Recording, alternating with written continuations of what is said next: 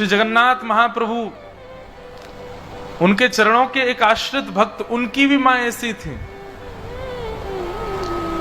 उस भक्त का नाम था सालबेग। बहुत सुंदर कथा है श्री सालबेग जी की।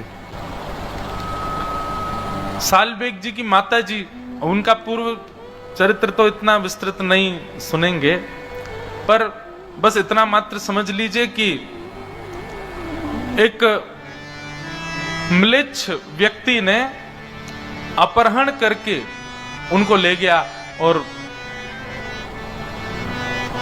हठपूर्वक उनके साथ ब्याह कर लिया, और ब्याह के पश्चात उनको गर्भ धारण हुआ।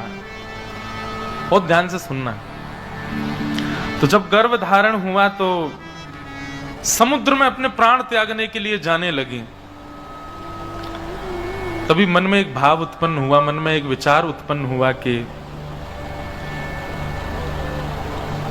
इसने क्या बिगाड़ा किसी का, इसका क्या दोष, मैंने अपने जन्मों के, पूर्व जन्मों के पाप के कारण ये सब मैंने सहा, पर इस जीव की क्या गलती है, इसको मैं क्यों मार रही हूं।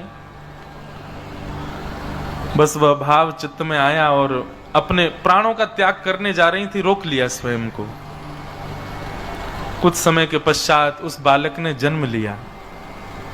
उसके पिता का नाम था कालबेग और उस बालक का नाम रखा गया सालबेग। सालबेग बचपन से ही अपनी मां के पास, मां के प्रति ज्यादा आकर्षण था, मां के साथ रहते थे और मां उनको श्री जगन्नाथ जी की सुंदर सुंदर कथा सुनाती थी। दर्शन करने कभी नहीं गया, कोसों दूर गांव में रहता है सालबेग। तो सालबेग एक म्लेच्छ, माता जी तो उनकी ब्राह्मणी थी पर पिताजी उनके म्लेच्छ थे।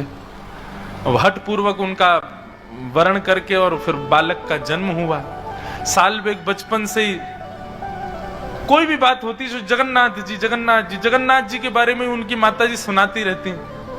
जगन्नाथ जी के ऐसे बड़े बड़े नेत्र हैं, तेरे को पता है ऐसे बड़े नेत्र